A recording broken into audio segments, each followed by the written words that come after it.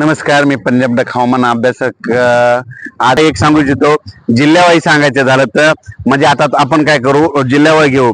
चंद्रपूर, वर्धा, नागपूर, भंडारा, गोंदिया, यवतमाळ, वाशिम, हिंगोली, नांदेड, परभणी, त्याच्यानंतर लातूर, बीड, उस्मानाबाद, त्याच्यानंतर सातारा, सांगली, कोल्हापूर, सोलापूर, त्याच्यानंतर जत, मिरज, वाळवा, त्याच्यानंतर तोच पाऊस तसाच परत इकडं पुण्याकडं, कोकणपट्टीकडं, मुंबईकडं, तसेच नाशिककडं, म्हणजे सगळं जवळपास राज्यातल्या बऱ्याच भागमध्ये ह्या 3 दिवसामध्ये दररोज भाग बदलत बदलत बदलत जोराचा पाऊस पडणार आहे, म्हणून हा अंदाज लक्षात येतात.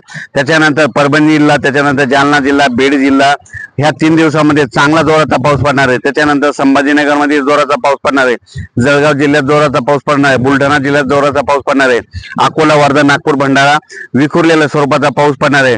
पण सगळ्यात जास्त तुम्हाला एक सांगू इच्छितो, उत्तर महाराष्ट्रामध्ये नंदुरबार, धुळे, मालेगाव, नाशिक, सटाणा, मनमाड, त्याच्यानंतर नगर जिल्हा, संगमनेर, त्याच्यानंतर मुंबई, कोकणपट्टी,